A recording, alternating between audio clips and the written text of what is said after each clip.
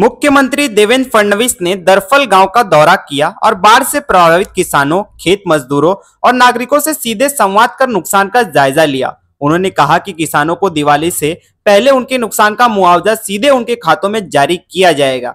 मुख्यमंत्री ने बताया कि दरफल और सीना नदी के किनारे कई गांव पूरी तरीके से पानी में डूब गए हैं और सेना, हेलीकॉप्टर व एनडीआरएफ की टीमों द्वारा राहत कार्य जारी है।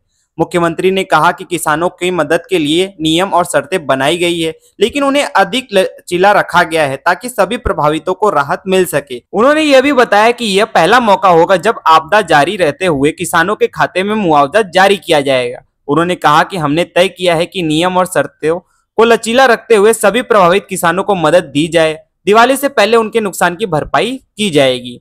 जब मुख्यमंत्री से ओला दुष्काल घोषित करने की मांग के बारे में पूछा गया तो उन्होंने कहा कि यह शब्द स्थानीय बोली में इस्तेमाल होता है, लेकिन राज्य सरकारों को किसानों की फसलें नुकसान की भरपाई कर रही हैं और सूखे के दौरान लागू सभी छूट और लाभ भी किसानों को प्रदान की जाएगी। मुख्यमंत्री फडणवीस ने बताया कि वे पहले नीम गांव और दरफल का दौरा करके ड्रोन कैमरों के जरिए बाढ़ की स्थिति का जायजा लिया। उन्होंने कहा कि एनडीआरएफ द्वारा जारी किए गए अग्रिम धनराशि का इस्तेमाल किया जा रहा है और इसके अतिरिक्त राज्य सरकार के अपने कोष से भी किसानों को मुआवजा दिया जाएगा।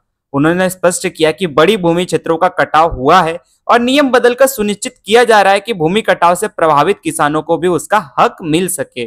मौके पर मंत्री जय कुमार गोरे और अन्य संबंधित अधिकारी भी मौजूद थे। मुख्यमंत्री ने प्रभावित किसानों को आश्वस्त किया कि राज्य सरकार उनकी सभी समस्याओं का समाधान जल्द से जल्द करेगी। इस दौरान मुख्यमंत्री ने कहा कि सभी राहत कार्य समयबद्ध तरीके से किए जाएंगे और सरकार बाढ़ प्रभावित क्षेत्रों में रहने वाले लोगों की सुरक्षा और पुनर्वास को प्राथमिकता दे रही है। उन्होंने कहा कि सरकार का प्रयास है कि प्रभावित किसान और नागरिक दिवाली के पर्व तक राहत और मुआवजा प्राप्त करें ताकि उनके जीवन में कोई परेशानी न आए।